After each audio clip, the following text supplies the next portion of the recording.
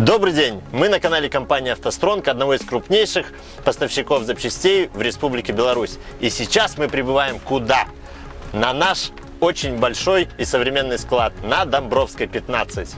И именно отсюда происходит доставка запчастей, а именно быстрая доставка по Беларуси и странам СНГ.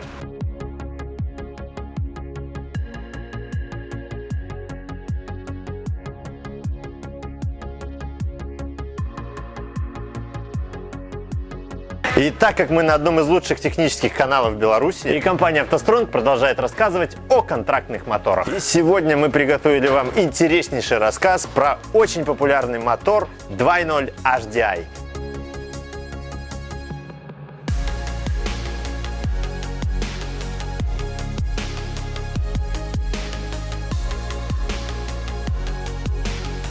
Первые французские дизельные двигатели с топливной системой Common Rail появились аж в 1998 году. Система Common Rail сделала дизеля тише, экономичнее и даже надежнее.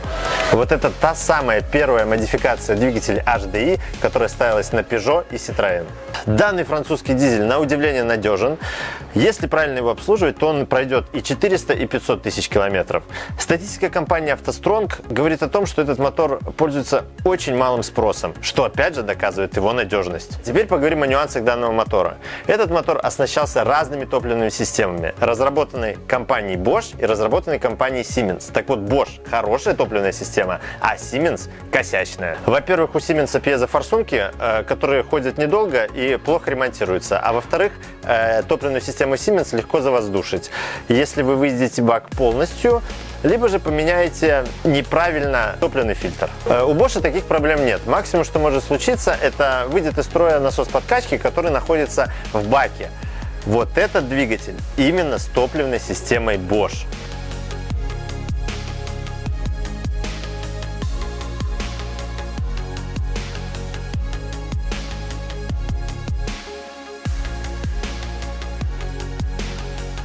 Особенностью данного двигателя является то, что впускной и выпускной коллектор расположены с одной стороны блока.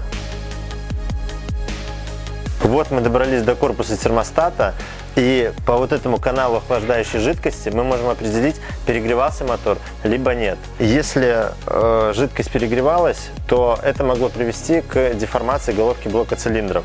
Но в данном случае мы видим, что никаких отложений нет, что все должно быть в порядке.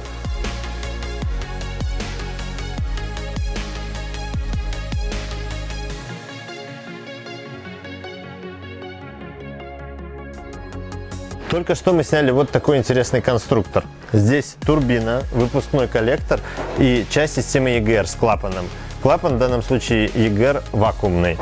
По частоте трубок либо отложения в трубке можно определить состояние цилиндра поршневой группы. В данном случае отложения здесь минимальные, поэтому и цилиндры у нас должны быть в очень хорошем состоянии.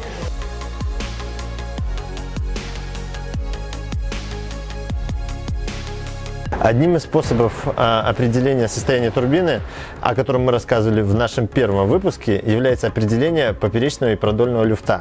Если поперечный люфт, он может немного присутствовать, хотя здесь его тоже нет, то продольного быть не должно. Здесь нет ни поперечного, ни продольного люфта. То есть, соответственно, турбина в отличнейшем состоянии. Как изящно французы подошли к проектированию турбины. Когда турбина создает избыточное давление, это же давление давит на мембрану актуатора. В свою очередь, это приводит в движение шток, который открывает перепускной клапан. Через перепускной клапан удаляются выхлопные газы, и таким образом регулируется производительность турбины.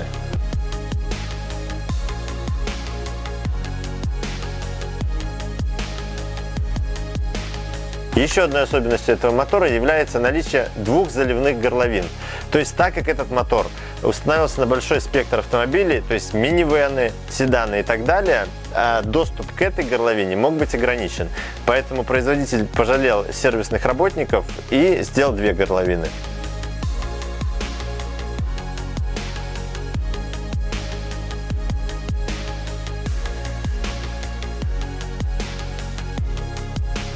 Добрались до клапанной крышки и смотрим на состояние распредвала. Здесь он один. Но кулачки идеальные.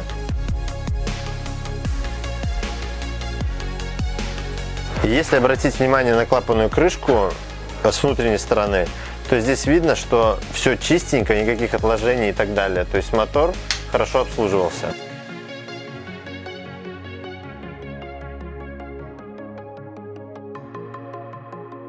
Снимаем вот цельную литую крышку распредвала и сейчас оценим состояние шеек. Состояние шеек такое же, как и состояние кулачков, ближе к идеальному. И вот мы добрались до рокеров. Рокер давит на гидрокомпенсатор с одной стороны и на клапан с другой стороны. И сейчас мы посмотрим его состояние. Состояние рокера тоже ближе к идеальному.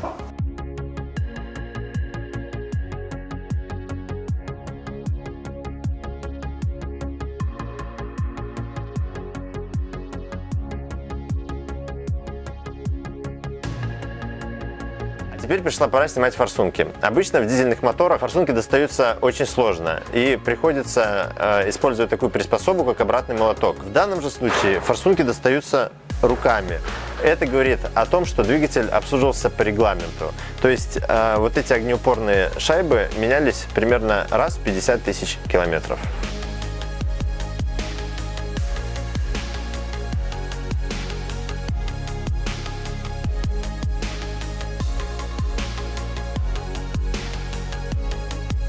Один из ключевых моментов при разборе двигателя – это снятие головки блока цилиндров.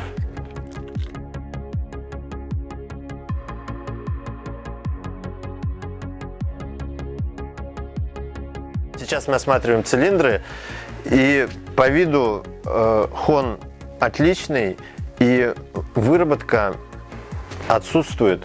Что парадоксально, мы не можем обнаружить износа в этом моторе.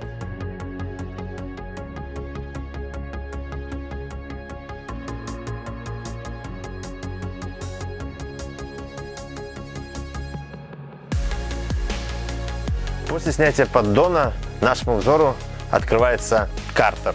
Соответственно, здесь маслонасос, цепь на маслонасос, интересная конструкция щупа закрытая, щуп находится где-то вот здесь, и сеточка маслоприемника, в которой ничего не застряло, она чистенькая. Реально щуп — мечта перекупа. А чего мечта? Короче, заваривается вот эта тема, вот сюда масло заливается, и сюда постоянный уровень.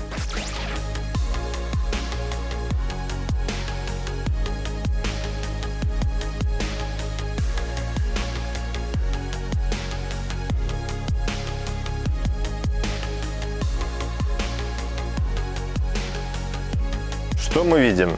Практически новый поршень. Вот так он должен выглядеть. То есть кольца не закоксованные, они подвижные. Графитовое напыление практически не стерто.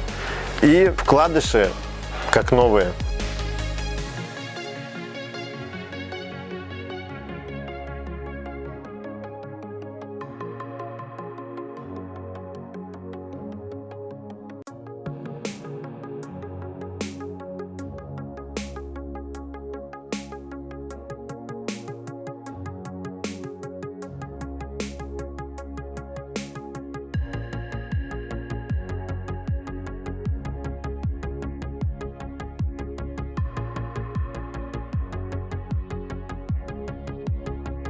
И как итог всего происходящего у нас идеальный коленвал.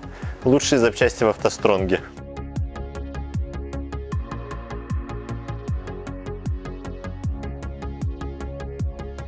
Разборка закончена, и данный мотор подтвердил свою надежность. У нас нет ни одного повода к нему придраться. Все запчасти в идеальнейшем состоянии. Эти запчасти вы можете купить в компании «АвтоСтронг». Подписывайтесь на наши соцсети, ссылочки в описании. Подписывайтесь на наш YouTube-канал, ставьте палец вверх и пишите в комментариях, о каких моторах вы бы еще хотели видеть следующие видео. Спасибо и пока! С вами была компания «АвтоСтронг».